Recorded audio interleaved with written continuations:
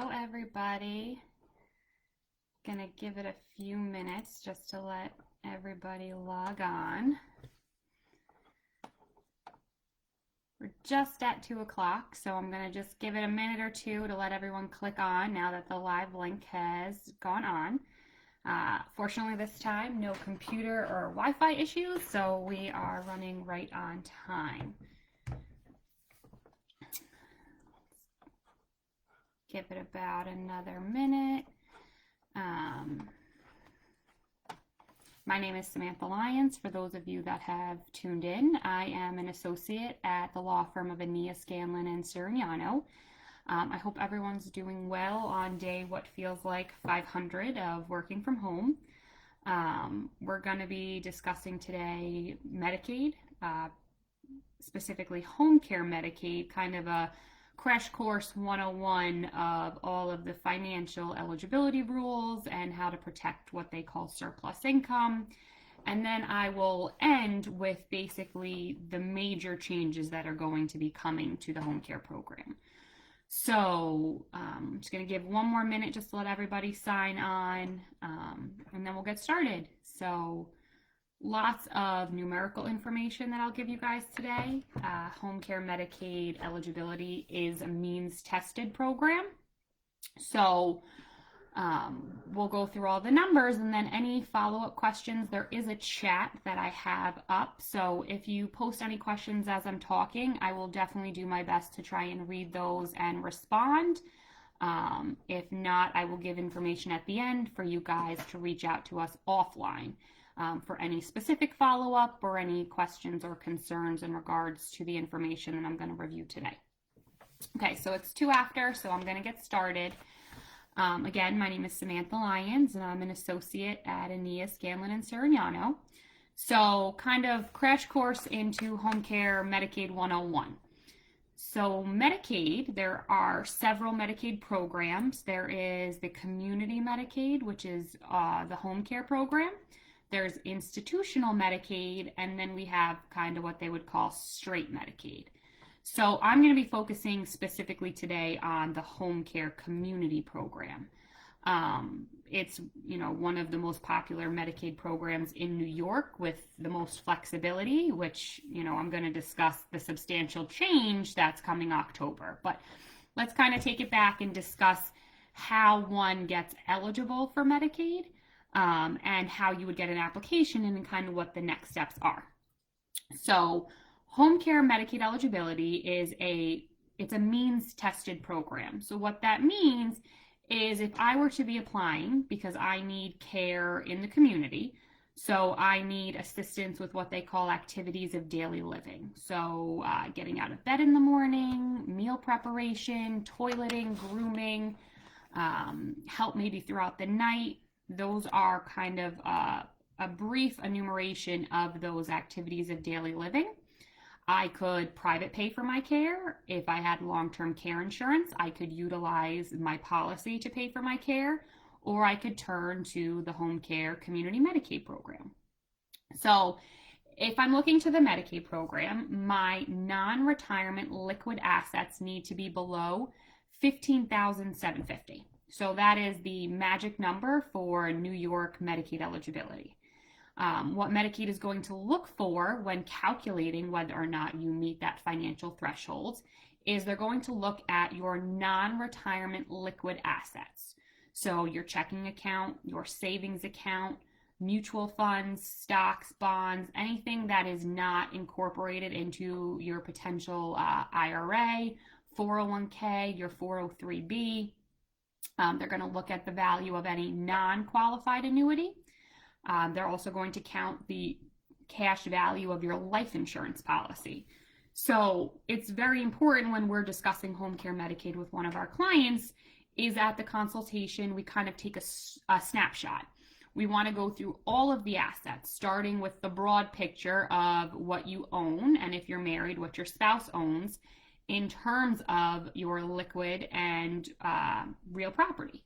So we get that snapshot, we make the list of all of the assets, and in order to determine whether you are financially eligible for Medicaid, we're going to add up your checking account, your savings, again, all of those liquid non-retirement assets. So currently, as the law stands right now, if you are above that $15,750 threshold, let's say a client comes to us and they have $200,000. So if we were to apply for them to get Medicaid on the day they came to see us with $200,000, that application is going to be denied for what they call excess resources. Having the $200,000 in the checking, the savings, or combined with maybe a whole life insurance policy, again, the non-retirement assets, is going to make that individual ineligible to receive community Medicaid. So right now, the recommendation is to transfer those assets out of the individual's name. There is currently no look-back period for home care Medicaid. So you can have the $200,000, you could transfer it to your spouse, to your child, to your grandchild, and then you can apply and be financially eligible for Medicaid the first of the next month. So it's May 20th.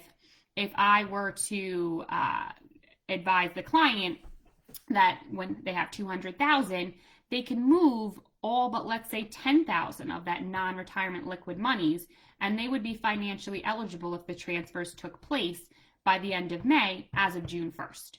So the transfers need to be effectuated, then the proof needs to be sent to us so we can verify that, yes, now the snapshot of your assets, the non-retirement, is below $15,750. If we were to submit this Medicaid application, financially you're going to be approved. So there are a bunch of other miscellaneous documentation that needs to go in with the application, as well as the most important piece being the snapshot that you are financially eligible for Medicaid. There is what they call biographical documents. So we have to give either a copy of your birth certificate or your passport. A lot of times clients are very concerned in giving those personal documentation to us. We do not need the originals. Medicaid does not need the originals. So we just need to verify that you are a real person, you are a citizen or permanent resident, and that you are what they call aged, blind, or disabled. So you're either age 65 or older.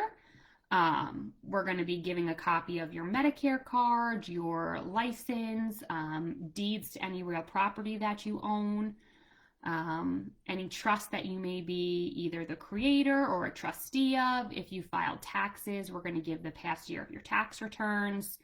And again, a lot of the documentation that I'm going over right now is what the Medicaid regulations are. Now, May 20th, due to COVID, there is some flexibility in terms of if you are unable to locate documentation, you're unable to leave your house, get to maybe a safe deposit box, being able to attest to certain information. So again, a lot of the information that I'm giving is kind of that Medicaid Home Care 101, what the rules and regulations are as they stand today. And then I'm going to give the little caveats as to how we're operating right now with COVID, working remotely. All of the caseworkers are working remotely. So again, there is a little bit of flexibility if you're unable to locate your marriage certificate because you have it in the safety deposit box at your bank, and due to maybe an underlying health condition, you're not leaving your home and you are self-quarantining right now and are not comfortable going into your local branch. So definitely not a concern right now about if you're unable to locate certain items about whether or not you should proceed with Medicaid. It's always important to check with the attorney to let them know, hey, I can't find X, Y, and Z, and then we can come up with creative ways, whether it be affidavits or just simply attesting to the caseworker the due diligence in trying to find an item and why right now it can't be located. So the person who came to us who had the $200,000, as it stands today with the law, they transfer those assets to a child. They have not disqualified themselves for home care Medicaid. They have disqualified themselves and created what they call the 5-year look-back period for nursing home Medicaid. So as it stands right now, you can transfer the assets, become eligible for Medicaid as of the first of the next month. You are creating that 5-year look-back period or 60-month look-back for nursing home Medicaid. So if I give $150,000 to my child and I then apply for nursing home Medicaid, that's going to be an issue. Again, I know today the focus is on the home care, but it's always very important when you are gifting assets or taking any action in terms of your current standpoint with checking, savings, or life insurance, that you understand what potential consequences you are causing. So the client comes to us, they've transferred their assets, they've sent us the verification of their financial eligibility, so the non-retirement liquid assets below the $15,750. We're now going to submit this documentation to the county in which they reside. So if you are a Westchester resident, we are now going to be corresponding with the Westchester County Department of Social Services. Rockland, we're going to the Rockland County Department of Social Services. The 5 boroughs, we're all going to be going to the New York City Human Resources Administration. We generally will FedEx those applications. Now, caveat, during COVID, a lot of the protocols have kind of been relaxed. So some applications can be emailed, some can be faxed. The workers are trying to make it as easy as possible if they only have a skeleton crew in the office and we are all working remotely. So again, there has been no hold on proceeding with home care Medicaid right now due to COVID concerns. They're still operating, they're still reviewing applications. They're actually going through, I would say, much quicker now than they were 6 months ago. So we now are going to submit that documentation, the verification of eligibility, and a completed and signed application, which are Department of Health forms, to the local department. Generally, their regulation time for processing is 45 days. But again, now they're being processed in, I would say, 2 to 3 weeks. But standard pre-COVID, 45 days is generally the time they take to review and to process the application. There may be a deferral or a follow-up request. So the caseworker comes to us and basically says, I've reviewed everything you've given, have a few questions on this asset or this verification. We have to give copies of your bank statements. So again, going to verify that you are financially eligible. When we give the bank statements, the counties require you verify certain transactions. So Westchester, any transaction of $3,000 or more, we have to explain and provide proof of. If you took out $3,500 to purchase new appliances for your home, we're going to put that as an explanation, and then we're going to provide potentially the receipts that you would have. If you transferred money from one bank account to another, we're just going to show the trail of monies to the Medicaid caseworker. But again, this is a lot of times the follow-up and the questions that the worker has is potentially to explain a transaction, or they may see an account number that they don't already have verification of. They want to make sure that we've given the full picture of the Medicaid applicant's history and also their spouse. So they come to us with some questions. We then generally have 10 days to respond, and then we're going to get the approval notice. So one of the big misconceptions is, this 24, 25 page approval is going to come in the mail to our client, and also we are going to get copied. And the language is a little bizarre. It says that your application has been accepted, and that you have a lot of times what is called a spend down. So going through first what a spend down is, the liquid non-retirement asset limit was the $15,750. And then we have now the discussion of your income. So there's a certain threshold that if you are above, Medicaid is going to say that you have a surplus. So right now, the Medicaid allowable limit for income is $879. So if your income monthly is over $879, Medicaid is going to budget you as having a surplus or a spend down. So if you make $2,000 a month between, let's say, the income they're going to be looking at is your Social Security, your pension, any dividends and or interest that you're receiving from accounts, IRA required distributions, rental income, the net rental income. So you may have a rental property that's paying $2,000 a month. After paying all expenses of $1,800, the net is $200. That is going to be budgeted as monthly income when Medicaid is calculating your surplus. So if between, let's say, Social Security and pension, our client receives $2,000 a month in income, that income is going to continue to be deposited to their account. So that's a big misconception that when someone's on Medicaid, they think their income is going to be taken. So Medicaid's not going to come in and redirect how your income is deposited. Social Security is still going to pay to your account. Your pension is still going to pay to your account. Now you get to keep $879 as your allowable monthly Medicaid income. That surplus, let's call it $1,200 because math right now is not my strong suit, is going to be your surplus or your spend down. So that surplus or your spend down is now either going to be paid to Medicaid, or we enroll our client in what's called a Medicaid pooled income trust. So the pooled income trust is run by a charity. We work with several of them. There is about a list of, I would say, 15 to 20 in New York State.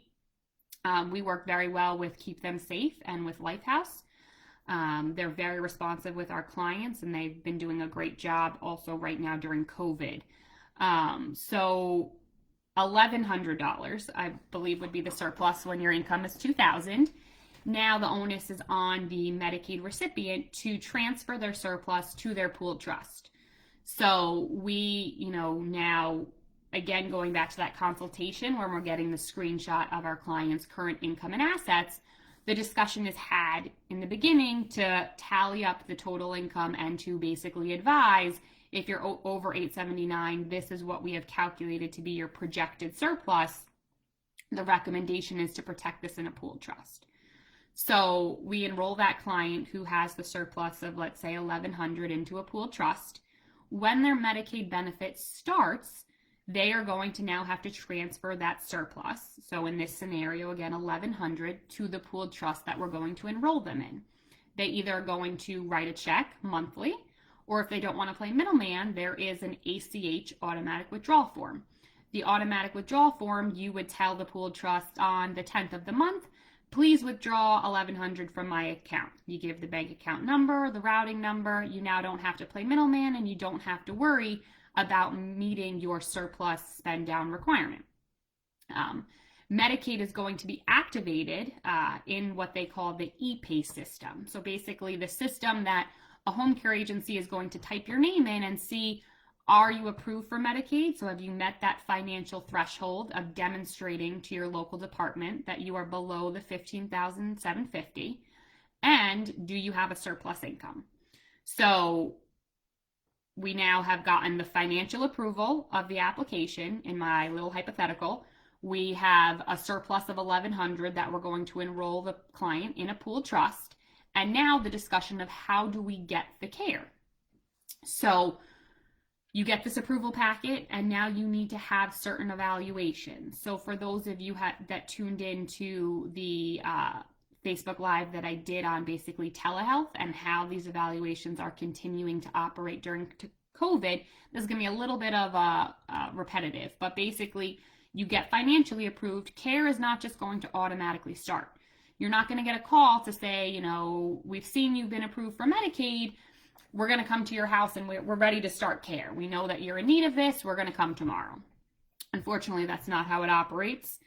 You're going to get your approval notice. It's going to have your valid client ID number, your Medicaid number, which is also going to come on a health insurance card because Medicaid is a form of health insurance.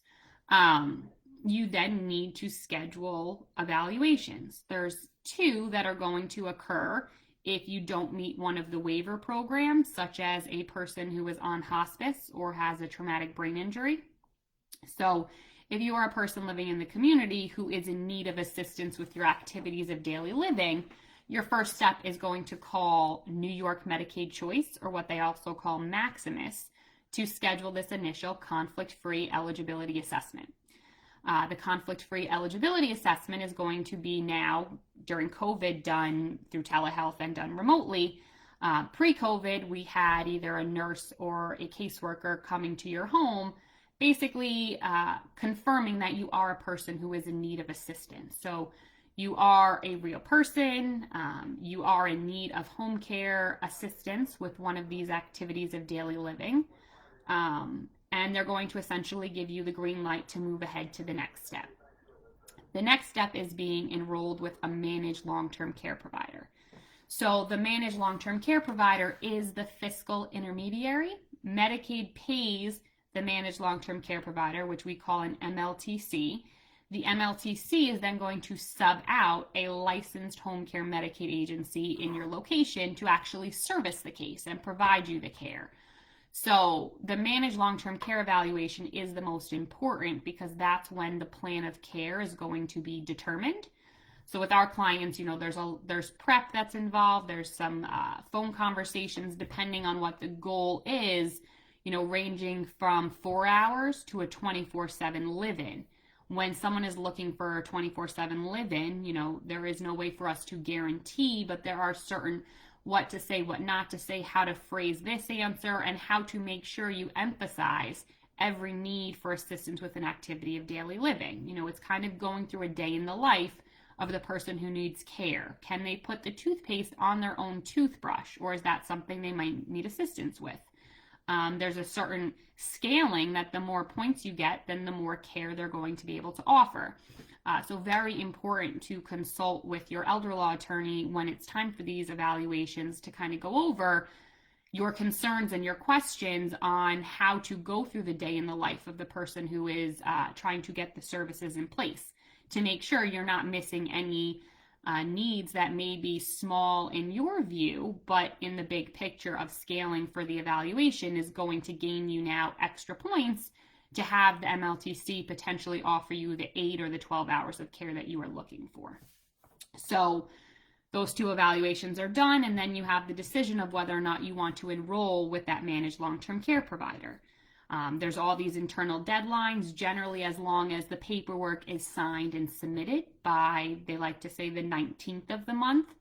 That managed long-term care provider will be able to enroll and start you the first of the following month. So there are a lot of other ways, and again, home care Medicaid, there's so many different moving parts and so many caveats and ways around certain items, but if you are a person who is in need of immediate care, so, all of these deadlines may prolong your care a month or two if, due to scheduling conflicts, someone can't get the evaluation done, there is what they call an immediate need application. So generally this is the person is already financially eligible when they are submitting their application. There is no transferring of assets to become eligible.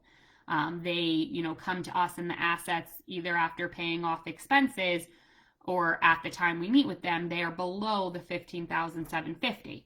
There's a corresponding doctor form and then an affidavit they complete that helps to expedite the processing and then to get the Department of Social Services to kind of authorize care to a Medicaid licensed agency prior to these conflict-free and MLTC evaluations. So there's a lot of steps from, the client coming into our office to discuss potentially needing assistance with activities of daily living, and they may be unaware of the Medicaid program, to that care actually commencing due to potentially the transferring of the assets, the follow-ups with Medicaid, and then those scheduled evaluations. So kind of briefly now, the major changes that are coming about in October and the importance of, if you are a person who is potentially thinking about home care Medicaid for yourself or for a loved one, why you really need to act now, is October 1st, there is now going to be a 30-month look-back period for Medicaid in New York. So, this is huge to elder law attorneys of how we now need to think about, counseling clients, because there's never been this look-back period. Home care Medicaid was always the way, for people to age in place and to stay home, because there is generally a decline upon entering the nursing home, right? So people want to stay home as long as they can, and Medicaid generally operated that it's cheaper to care for you in the home than it is in the nursing home. So therefore, if your assets were above the threshold, we're not going to penalize you for transferring it to another. Now, when you apply for Medicaid effective October 1st, 2020, you're going to have to provide 30 months of your bank statements, and any transfers of assets that were made are going to be held and penalized against you, as they are currently right now for nursing home Medicaid. So there's still a lot of unanswered questions of exactly how it's going to operate, because this is all kind of brand new, and as we're only in May, we don't exactly know the regional rate of how they're going to penalize. Are they going to do it exactly as they do in nursing home cases, or are they going to use the fees that it costs for home care agencies, which is going to be less? But what we do know is that if you are a person who is contemplating home care for yourself or a loved one, really, if you're thinking about potentially doing it in 6 months, you should really think about doing it now. There is no look back now. There is no penalty period now. So if you get that application in now before October, there is no look back period. There's no transfer penalty. So definitely something to think about and to talk about with potential family members if you've kind of gone over the idea of home care Medicaid. But again, there's also a stigma that people have about Medicaid care. So I'd say 90% of the agencies that we're recommending and dealing with clients, they not only accept Medicaid, but they're also private pay. So it's really the same aides and agencies that your neighbor may be using who, is not transferring assets and is private paying for care. They can also be servicing you with Medicaid. So just, to sum up, very important if you're potentially thinking about care or if you need assistance with your activities of daily living to review all of your options with an elder law attorney. So I hope this was helpful. My name again, Samantha Lyons, and I am at Ania Scanlon and Surignano in White Plains. If there's any questions, you can always contact us offline, the phone number being 914-948-1500. Anything that you guys want to go over that maybe wasn't clear today during this brief presentation, please feel free to reach out. And I hope everybody stays well and starting to enjoy all of this beautiful weather. So thank you so much for tuning in. We will see you next Wednesday.